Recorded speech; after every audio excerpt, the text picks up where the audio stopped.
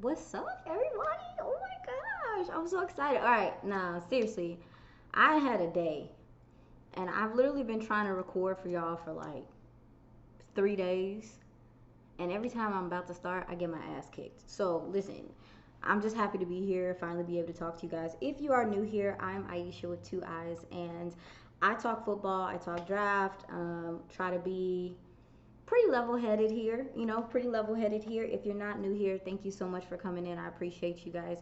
Trying to do a few more things, trying to broaden my horizons and really pour into my channel a little bit more because I feel like you guys deserve that, and it gives me the opportunity to talk shit and just get it out. So I know y'all think I don't curse, but I do sometimes. So okay, but so there was a scrimmage, and there also is a preseason game coming up. I'm kind of going to talk about both of them together and how they parallel, and maybe some of the expectations for the preseason game. There was quite a bit on film that I want to review about the scrimmage that I haven't been able to really talk about. So I want to talk about it with you guys today. So yeah, let me just make sure I have my life together because of course, that's me. So yeah, so all right. So in regard to the scrimmage, so no Trayvon Diggs, no Tyler Guyton. There was also no Peyton Hendershot. Shubba. Who else didn't practice? Zach Martin was out at practice, but he stepped out pretty early. I think they just kind of like let the veterans, some of the veterans, do their thing. I'm trying to remember who else was missing. Was there anybody else missing? Anyway, I shouldn't be asking. I don't know.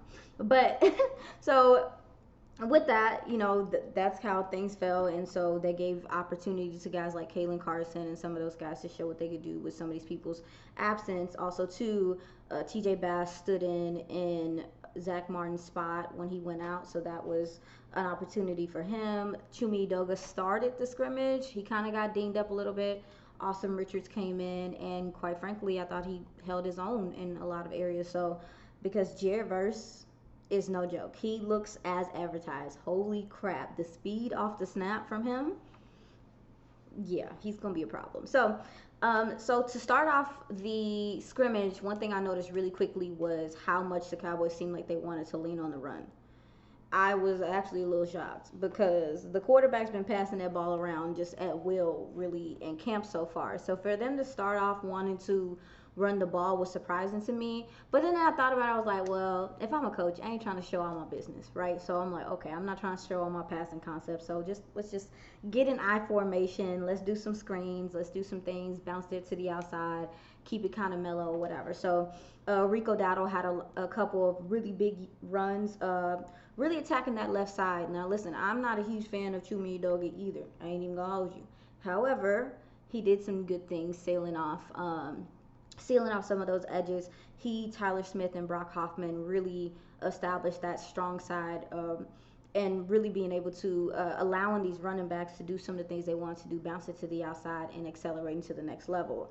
Another thing I noticed was just how much Dak was under center, which brings me incredible joy because that's the thing about it. It's like, college football and NFL football have become a very heavy shotgun, system. Like a lot of teams are doing things from shotgun, and that's fine.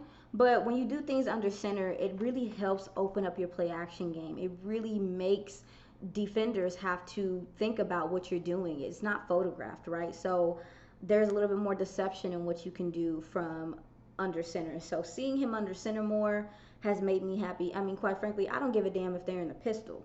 Just throw some different looks out there, right? Ezekiel Elliott had a couple receptions. I think the day before he had one of his best practices that we had seen. Listen, I ain't even gonna hold you. We're gonna come back to this running game.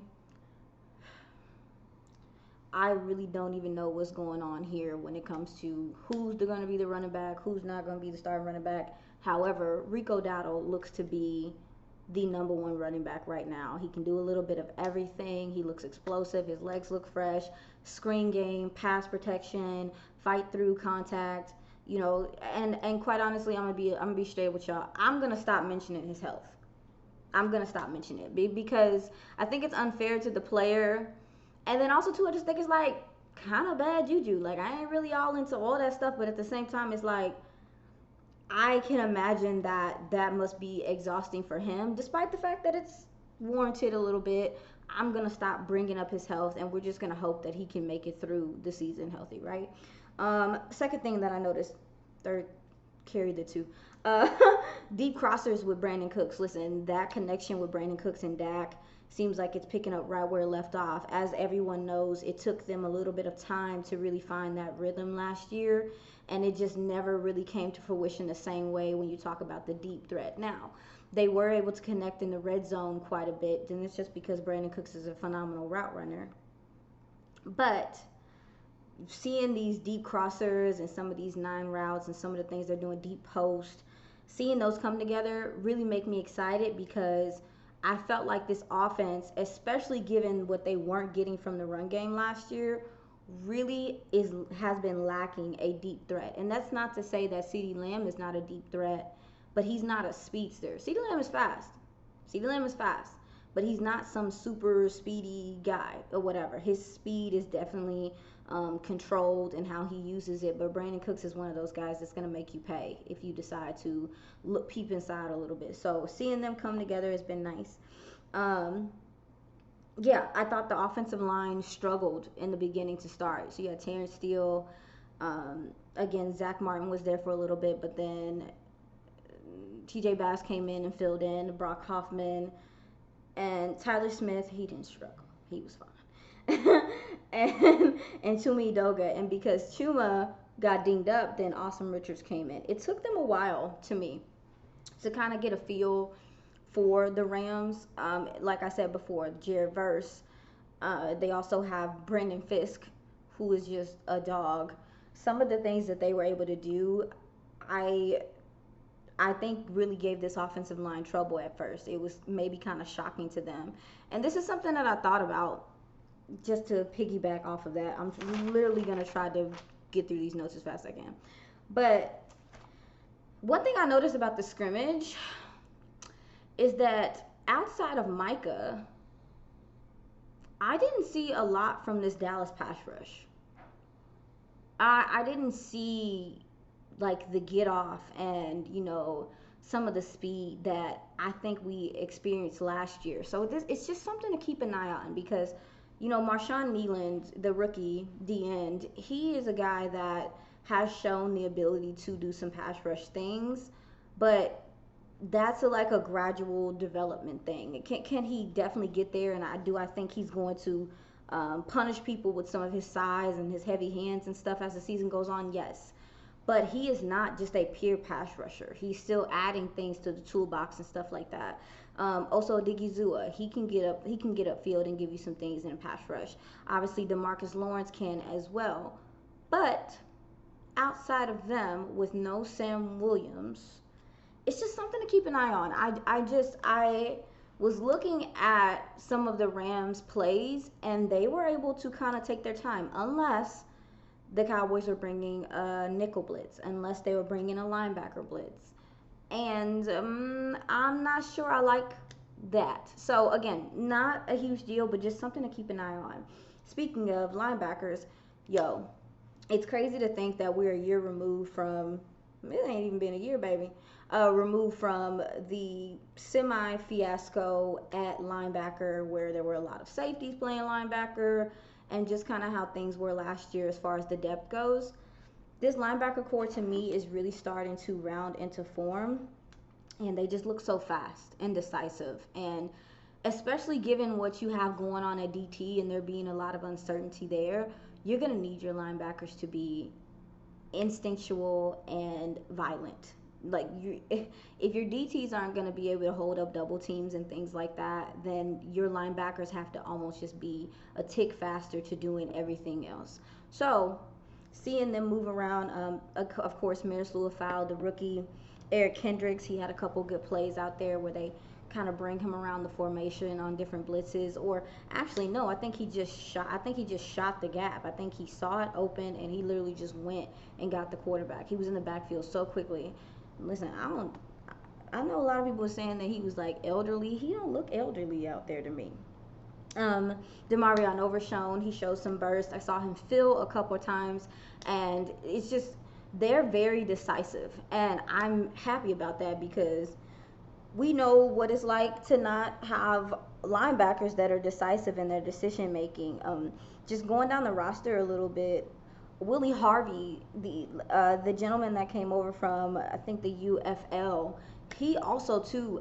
I think he has an opportunity to either be practice squad or make this team. There's just a lot more linebacker depth there than I think we've seen before. And even Damone Clark has had a fantastic camp. And don't get me wrong, I was very worried about how Damone Clark fit into this system. I did not know if he was going to mesh well with some of the things that Zimmer likes to do. And guess what? He proved me wrong. They put his ass at will, and he's playing free. He can run to the ball. He can feed off of the guys around him and their intellect, and he's just going to continue to grow. And I've said it before, I'll say it again. Linebacker is too much of a complicated position for you to not have mentorship, for you to not have someone walking you through things that's done it before or that is still doing it. And the thing about the Cowboys, there's kind of been a revolving door when it comes to the linebacker position as far as veteran goes. And so having Kendricks there also sounds like Damone Clark has been still talking to LVE and even Sean Lee. He's taken the initiative to get the information he needs, and that to me shows commitment, and it's really translating on the field. This is by far definitely the best camp I've seen him have. And you wouldn't expect that. Like, you wouldn't expect that with them implementing a new system, but it just speaks to him being in his playbook, and I'm very happy for him. All right, so moving on. I'm literally just writing down, listen, my notes a little chaotic, so y'all just gonna have to bear with me. Kalen Carson had a nice pick yesterday, and listen, what Kalen Carson is doing, I know that like everyone's really excited about it, but I definitely want to take a second to just take a breath and remember that he is going to still have his moments, but as of right now, he seems ready. And I 100% believe that him coming in and playing the way he's been playing is a huge reason why they decided to go ahead and trade Nahshon Wright. Number one, I felt like he was due a fresh start. It was about that time, but also too, it's hard not to notice how well. Yeah, it's hard not to notice how well Kalen Carson has played through these practices. I mean, you see him, he's sticky in coverage, he's in people's hip pocket, he's fluid, he's very fluid, he mirrors so well, and it was just kind of pointless at this point. You know, like Nahshon Wright was running with the ones, but we're looking at Kalen Carson with the twos, and we're looking at how much he is really affecting what this offense is able to do. So when they finally put him out there, I was ecstatic. So seeing him come along has been nice as well. I'm trying to get to my profile and make sure I talk about this gentleman that they just brought in. I don't know why I am 100% drawing a blank right now, but bear with me 1 second. Ooh, in front of my face. It has to be in front of my face. It has to be in front of my face, and I'm just not seeing it. Oh, goodness gracious. Alrighty, Rue. Alrighty. Andrew Booth is the gentleman that they brought in, cornerback from Minnesota. He was a 2022 second round pick. And like I said before, I think it was healthy for a fresh start for both teams, for both teams. Andrew Booth was actually kind of highly touted coming out of the draft. I actually remember watching some of his film. And I don't know if it's like scheme fit. I don't know what it was, but he's here in Dallas now. Spent a lot of time on special teams when he was in Minnesota. Didn't do a whole bunch in game on the defensive side, but he had 120 snaps on special teams in Minnesota. Quite a few tackles. The guy does have a nose for the football, but what I saw from him when I went and looked at some of his film was the fact that he likes to jam at the line of scrimmage. He can be a little handsy. Plays with a little bit of aggression that I guess you're not, terribly upset about, to be honest.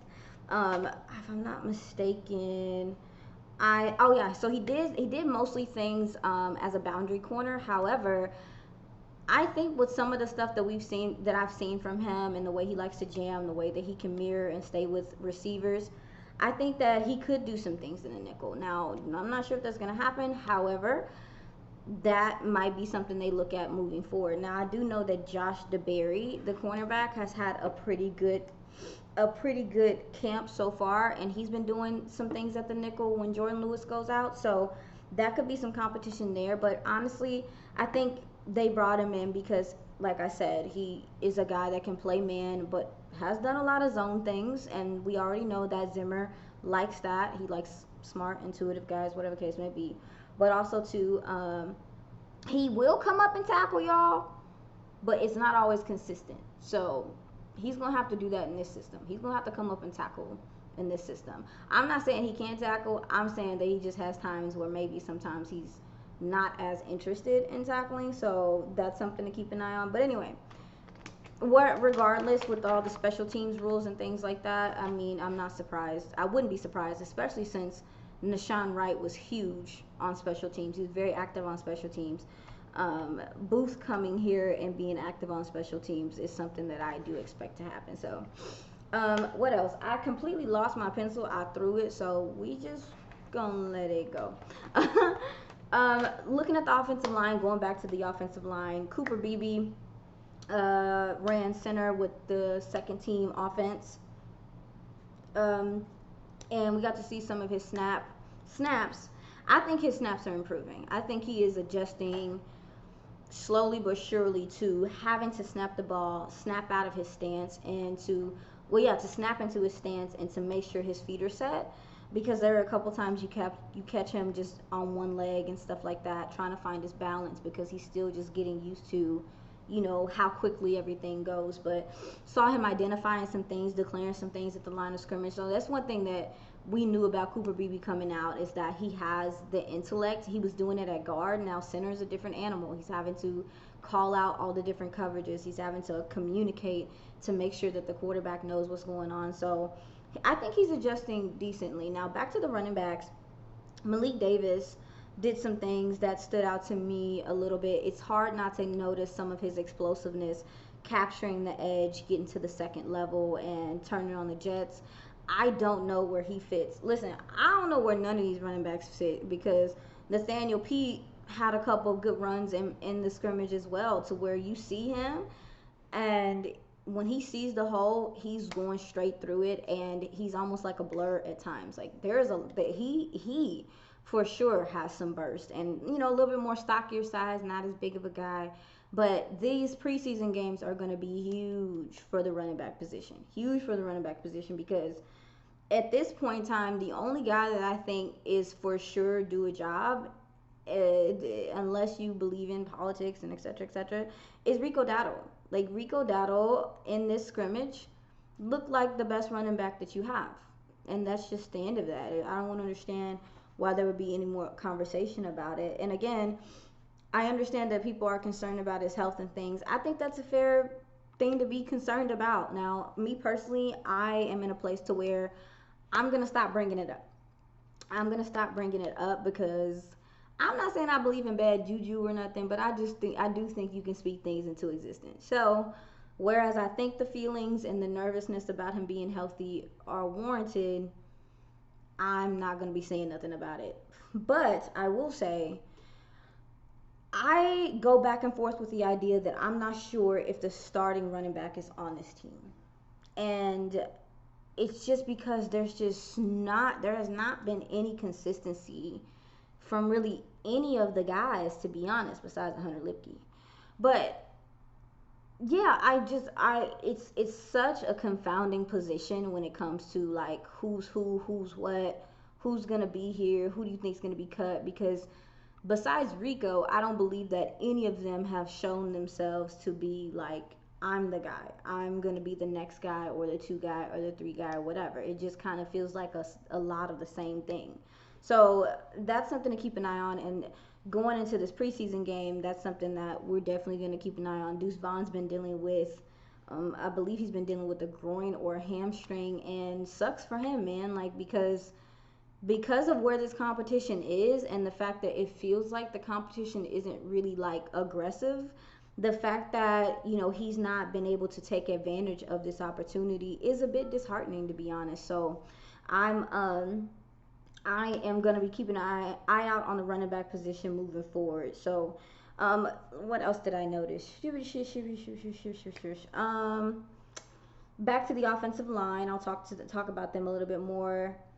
Tyler Smith against Kobe Turner was live camera action, y'all. Like they was in there wrestling, and there were a couple times where I think it was maybe one time that Kobe Turner caught Tyler Smith lacking, and Tyler Smith was like, "Never again, homie. You're we're not doing this again." And I'm telling you, there was a couple times he pushed him out of frame. Tyler Smith just pushed Kobe Turner out of frame. And if you know Kobe Turner, he was a guy that people were really looking for in the draft. Plays with a lot of power, has some speed off the line of scrimmage, very violent hands. And to pair that with Tyler Smith and to see Tyler Smith be able to stand his own was nice. It was nice. Let's see. Oh, with TJ Bass. So here's the thing about TJ Bass, and I actually have some notes from him, I believe, from when he was doing one-on-ones. Honestly, when a lot of the offensive linemen were doing one-on-ones, it was kind of scary. I ain't even gonna hold you. Um, uh, but with TJ Bass, I know that his practices haven't been super great. Like, and specifically doing one-on-ones. I don't know what it is about it. I don't know if homie just kind of like goes into another mode or something when it's time to actually play against another opponent. But I thought that he did a really good job mirroring Kobe Turner and really being able to counter some of the things that Kobe Turner was doing. Because one thing about Kobe Turner, his feet are really fast, really, really fast. And so there were times where he would strike and TJ Bass would have to recover, and he's literally just trying to stay in front of him. And I thought TJ Bass did a really good job of that. And it's not always pretty with TJ Bass. That's the thing. It's not always going to be technically sound. It's not always going to be pretty. But one thing he's going to do is just continue to work through the rep. And that's something that I saw from him.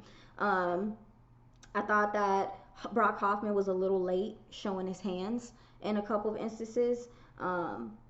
I think that there were a couple times where he finally was able to get his hands inside and get his hands on Kobe Turner, and from there he was able to use his anchor and leverage, and get things going. But like even early in the scrimmage, you see Kobe Turner getting his hand in the passing lane and stuff like that, and a lot of that was just because Hoffman wasn't able to get hands on him. He wasn't certain when he was able to.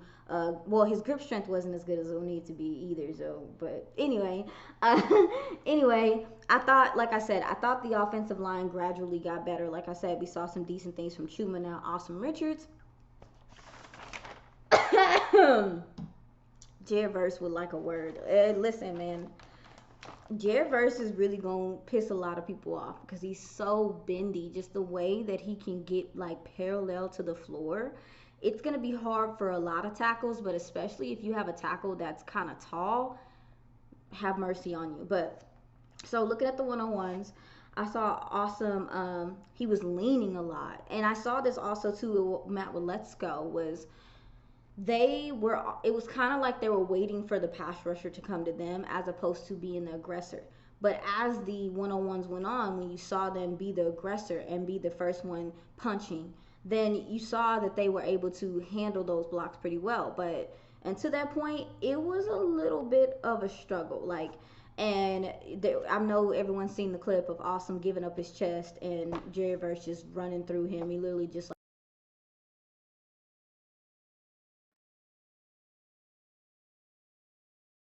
two. But the rest of the time, he looked pretty good after the second round. Finally got his hands on him, stood him up, and was able to stay in front of him, which is something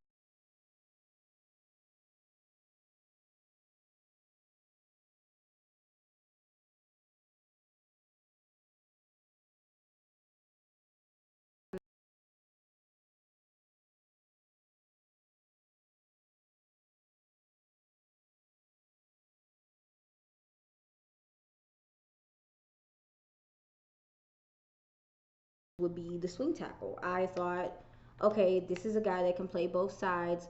They're training him up to be the swing tackle. However, they brought in Chumi Doga, and we didn't see awesome.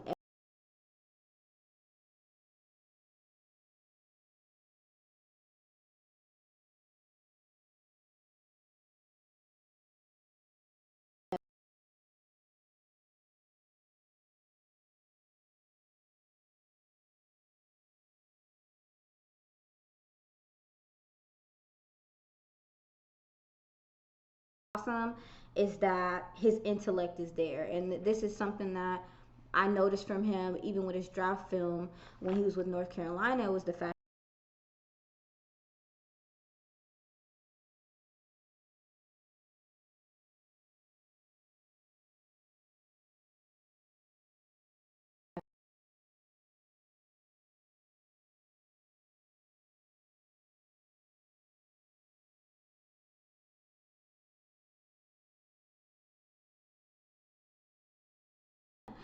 I ain't even gonna lie to y'all. Like, there are some gentlemen that are on this team that I still just, I don't get it. You know what I'm saying? Like, I don't get it. Now I understand Matt Waletzko dealt.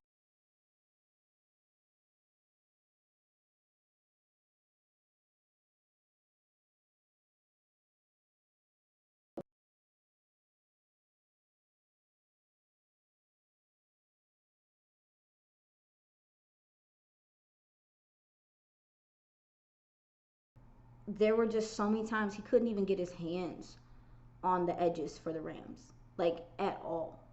And so I just,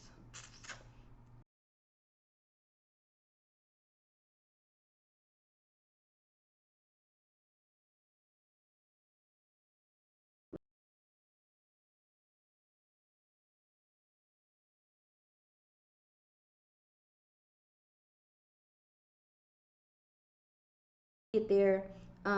Josh Ball had a couple of good reps, but again, he's been in the league for what, 4 or 5 years now. So I don't even, maybe it's been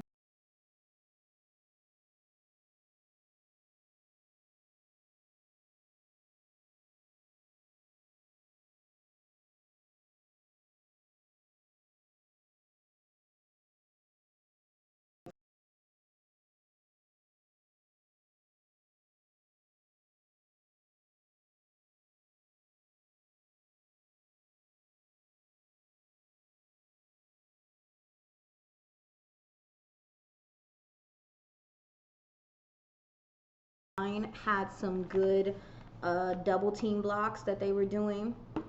Really allowed the running backs to get going and do some things, bouncing to the outside.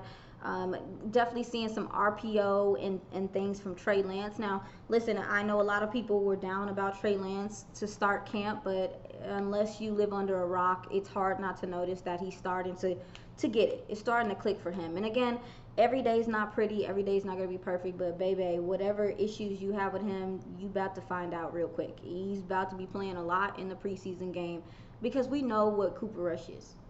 Like, we know. We know. Don't throw outside the numbers like that. You might get a deep ball every now and then. He's going to run the offense. It's not going to be pretty or flashy. He might escape the pocket every now and then and do something, but we know what Cooper Rush is. We don't know completely what Trey Lance is. And the thing about him is that he just needs reps. He needs game reps in general. It doesn't matter if he's not going to be the backup or not, or if you're trying to evaluate him as a backup. Regardless, him as a player, as a person in this profession, needs more opportunity so he can show what he can do, even to himself. So that's the end of that. So be looking for him tomorrow. Oh, so the offensive line, I saw them doing like some double traps, which I don't even know if that's what it's called, but y'all know I know. Y'all know I'm just gonna say what I see, right? With Hoffman and TJ Bass. And yeah, I think you just start to see like why these guys like worked, why they were like, why the team was high on a Brock Hoffman. Like, again, it's not always pretty from him, but he has flashes of moments where you just like, oh, Okay, I get why you guys were super high on him and were saying that the center position just wasn't completely sewn up, that he was going to compete. And that's kind of what he has done. So I'm trying to see. Oh, yes. I guess I can get to the. I guess I can jump to. Oh, so I do want to talk about the tight ends a little bit more before I go into my bad. I do want to talk about the tight ends before I go into talking about the receivers and then some of the other defensive guys.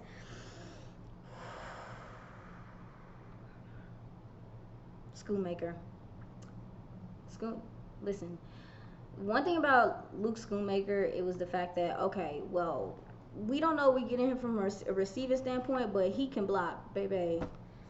When I tell you Jared Verse ate this man's lunch money like multiple times in this practice, and it's like Luke, and that's something I'm looking for in this preseason is how these tight ends block, whether that's in line, whether that's outside, I don't care. For this run game that really drastically needs to take a step in the right direction, and that's like up because they just weren't the greatest last year, you need your tight ends to be able to sustain blocks. And I haven't seen that. I haven't seen that besides Jake Ferguson. But the thing is about Jake Ferguson, now I know that he's done some things. He's done quite a bit to put on some muscle and really build that armor so he can deal with the contact from blocking, but also taking contact as one of the bigger receiving threats on this team.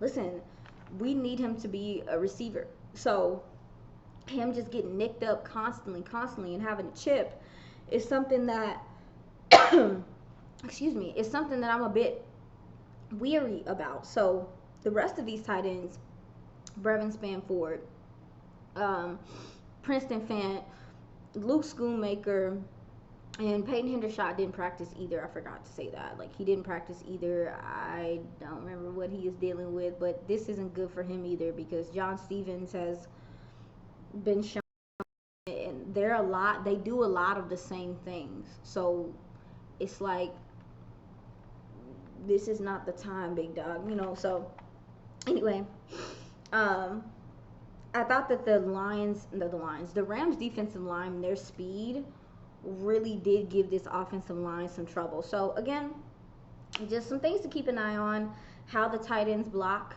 in this preseason game, how they're able to do those things, but also too just with some of these backup offensive linemen that I mentioned, just making sure that they, depth in this league is important. I think I've mentioned a number of times that I believe that having value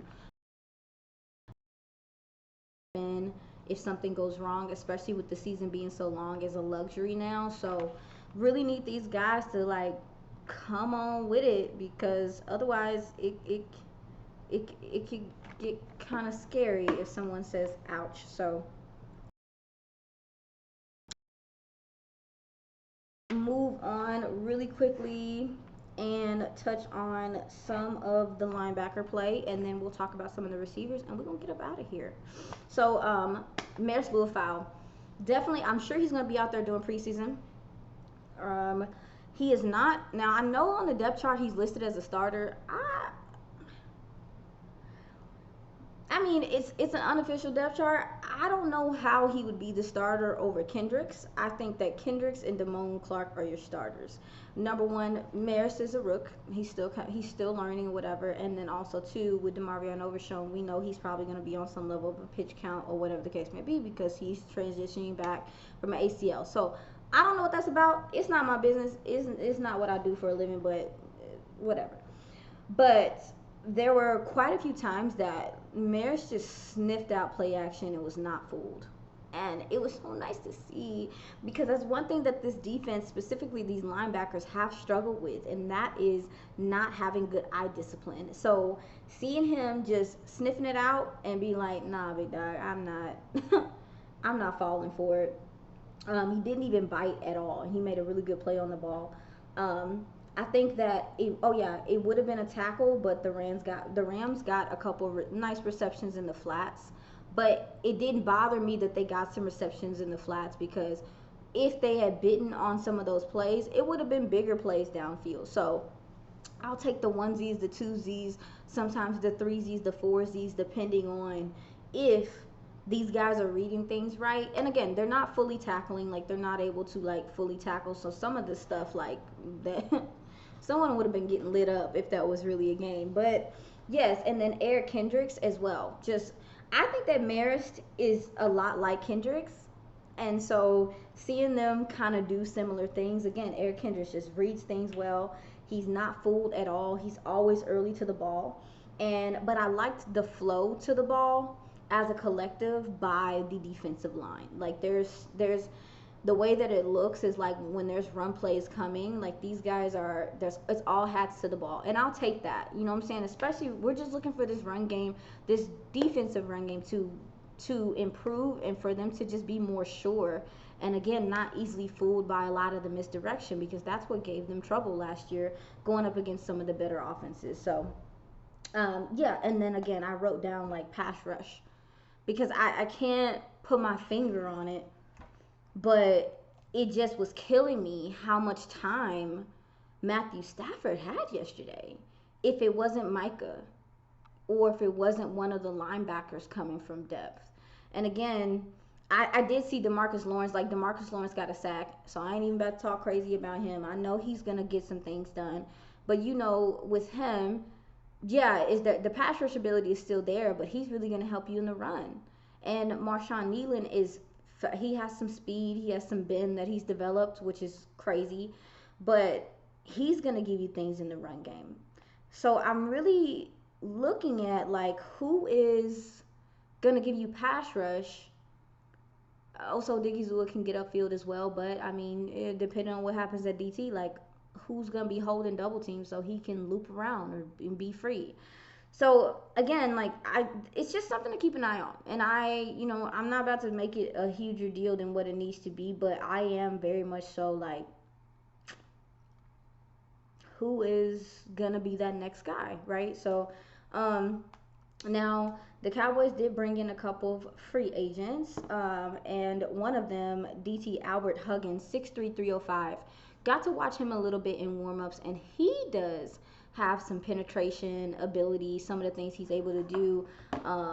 He can swim and use his speed and knife through and get to the quarterback. I saw some things from him.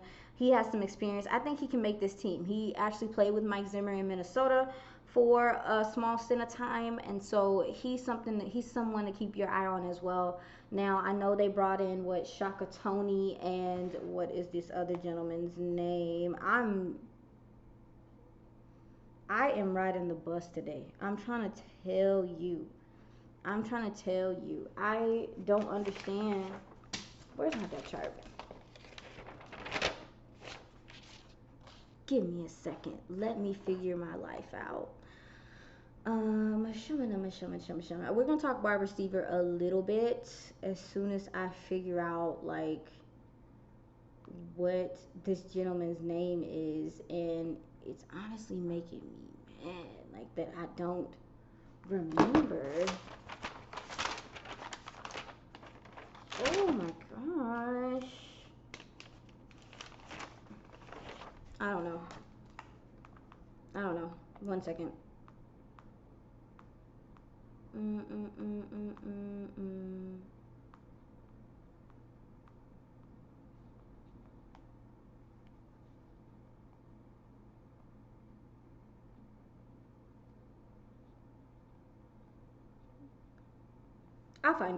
I'll find it and I'll just come back to it. But I do want to talk wide receiver just a tad. Yo, this wide receiver competition has turned into something. Like I don't think I had a whole bunch of expectations for what I thought this wide receiver competition was going to be. I thought, of course, Jalen Smith. Ooh, sugar honey iced tea. Jalen Tolbert was going to sew up that 3 spot, and I think he has. I think that he's shown more than enough that's his spot, to lose at this point. But we got to see a little bit of Ryan Flournoy, and that was exciting because he dealt with some injuries to start camp, and I am stuttering, my bad, y'all. But this last week that he's been back at practice, it's hard not to notice how strong the hands are, just how big his body is, how he can go up in the air, high point the ball, bring the ball down, secure it, the run after catch. He showed some of that in this scrimmage, and I believe that every every day that he's stacking is helping him because again, this competition has turned into a competition. Tyron Billy Johnson again showing up. It's not going to be super duper flashy with him. I know that he's kind of, from what I understand, is kind of tapered down as far as production goes, but I don't think that that's like a product of him just like not being out there running good routes or whatever. I mean, but it's hard when you got Jalen Marino Cropper just catching everything. And Jalen Marino Cropper is a guy I even tweeted about him at OTAs, I believe, where you seeing this guy and you're like, oh, this dude different. Like the route running is different. The separation is clear. There are times where he's running open and there's no one near him, and that to me is a testament of just how clean he is in his route running. But he's fast. He's fast. Kind of shorter statured, if I'm not mistaken. Let me see. He's not a super huge guy. I believe he's like 5'10", 5'11". Let me see. I am having. He's six. Oh Jesus! I didn't think he was that big. He's 6'2". I lied. Tater tots. What? I don't remember him being that short. Somebody lying. I need to ask somebody about this. He ain't that big. Ain't no way. Ain't no way he's that big. Let me see. No way he's not that. No, he's not. Somebody lying. I think he's probably like 5'10". Let me see. I'm about to Google it because ain't no way. Right. He's 6 foot. Like, actually say 5'11" right here. What? They need to fix that because I was like, I know he ain't that big. But anyway, he has had a phenomenal maybe like week and a half of practice where you just hearing his name, hearing his name, hearing his name, hearing his name. And he's doing it in a lot of different ways. You see him catching balls in the red zone. You see him catching balls on crossers. You see him doing things in the flats to try to get the ball in his hands because he has some explosiveness. And then you look at him and, oh, I'm sorry, y'all. Whew, be getting me.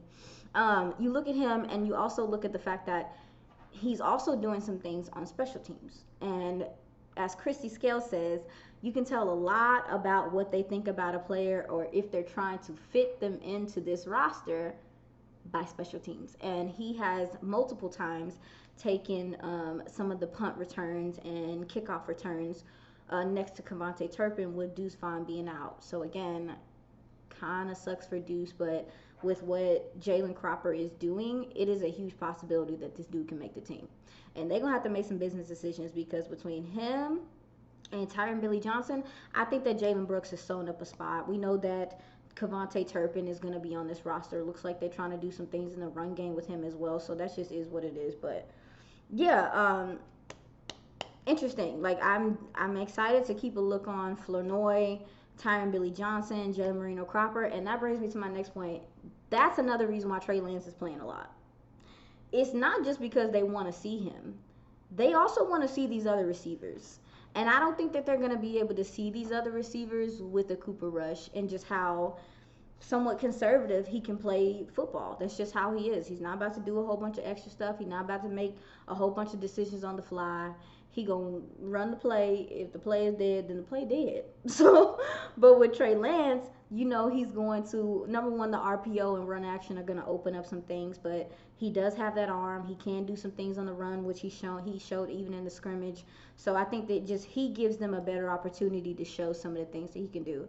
Now, last but not least, I want to talk about this secondary just a little bit, and then we're gonna get up out of here, right? So, no Nashawn Wright. Israel Mukwamu is dealing with, I think they said a calf. No, I think it's a groin, which has just been the issue of camp to start. Like, it's been a problem to start. Eric Scott X Scott, this is a huge time for a guy like him during preseason. Haven't really heard his name much through camp. Whether that's a good thing or a bad thing, it's he was brought in by Dan Quinn. We didn't get to see him really at all last year, and if I'm not mistaken, they traded for him. They traded up for him. So looking for him at this camp just to see if they can continue to build something with that secondary depth.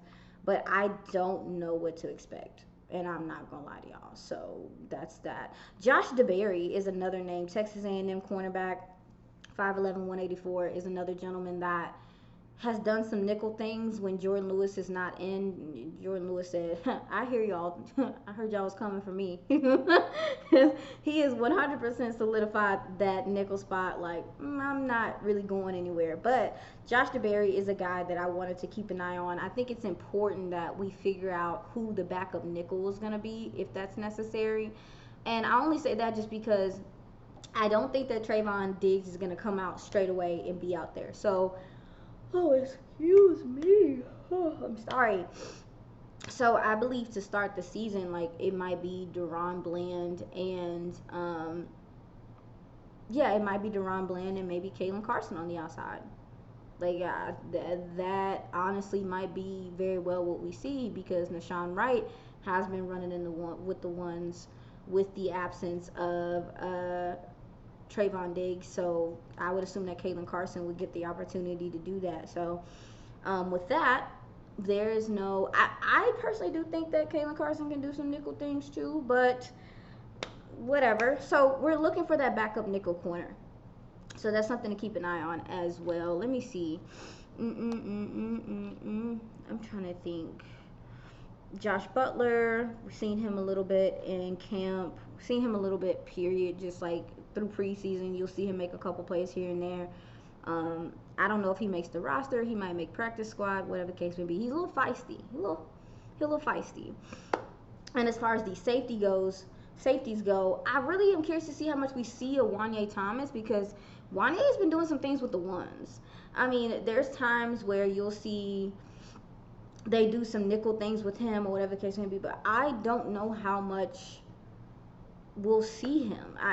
Oddly enough, I think he might have his spot. Now, I will say in regard to the secondary. So when I talked to Tuck a few weeks ago, I was saying that I was really curious of how they were going to use the strong safeties on this roster because Dan Quinn really valued the strong safety. I mean, for the majority of the time he was here, you only had one true free safety. All the other ones were strong safeties because of the things he liked to do in the big nickel, but a lot of the things that he liked to do close to the line of scrimmage. So, but I thought that maybe Donovan Wilson would be the odd man out with the way that, I don't think that Zimmer's scheme really appeals to him, or not appeals to him, but fits him.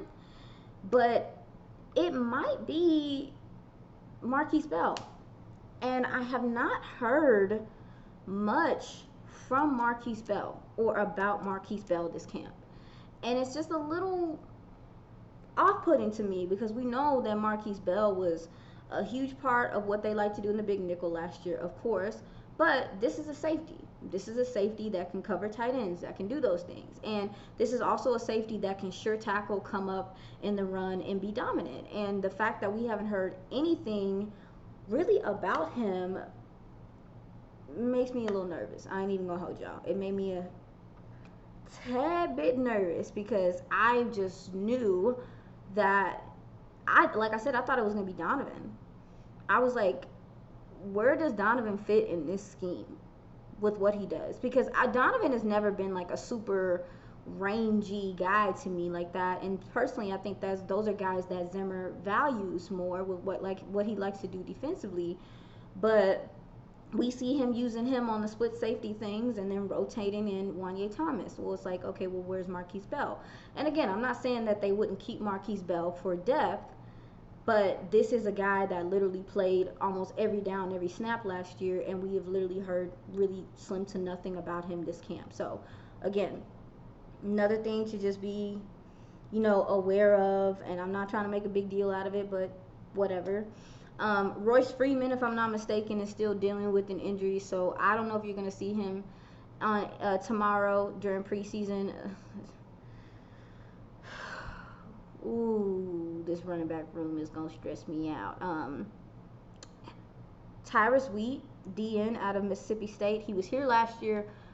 They have him do some linebacker things, but he does have some run stopping and pass rush ability. Keep an eye out for him because, like I said, I don't know where the pass rush is going to come from outside of him. And then I know that a couple people mentioned that they've seen Shaka Toney, who's one of the DNs that just got here, doing a few things, and you're starting to notice him a little bit. But and then I did all that talking, and I did not find the gentleman that they signed. I am about to lose it. I don't understand why. One second, y'all. I am having the hardest time. Oh, that's loud. Okay, 1 second. Because this gentleman has shown, he definitely does have some pass rush ability, and I'm just trying to make sure that I bring him up. Oh, that's it. Oh, I don't want to pronounce it wrong. I wrote it down. Well, his last name's Muhammad. Gosh dang it. It's Muhammad, and he played for the Colts. They brought him in for a workout right after Sam Williams got injured, and he does have some bend. He does have some burst. He obviously has played football last year. So, like I said, and again, I know these guys are new to the system. They're just trying to get their legs under them. I want to know who's going to be the other game wrecker, because I'm not seeing one just yet. So, but yeah, guys, that's really all I got. I just wanted to come on here and talk to y'all a little bit about some of the things, like I said, I'm looking for during preseason. Like I said, special teams will tell you a lot. Who's out there on punt coverage, who's out there returning, all that good stuff. Look for your DTs, Justin Rogers, Huggins, if I'm not mistaken, Daxton, those guys. And then obviously, I'm sure Mozzie's going to get plenty of snaps. I'm not going down that train. So y'all can talk about it if y'all want to. And last year, they played Chauncey Golston so much, like during preseason. And I wonder if they do that again because they don't have enough DTs. I hope they have enough this time. They have to stop doing Chauncey like that, man. Anyway, I will come back on probably on like Monday or something to talk to y'all about the preseason game. I got to get the film. I got to get into it or whatever the case may be. But I also will be on with Mauricio with A to Z Sports in prime time on Sunday night. Sunday before. Is it before the game? Listen, your girl's having a day. I'm going to be talking about the preseason game with somebody else, and I will be posting it. So, go Cowboys, and let's get some questions answered, y'all. I will see you later. Please subscribe, and have a good day. Bye.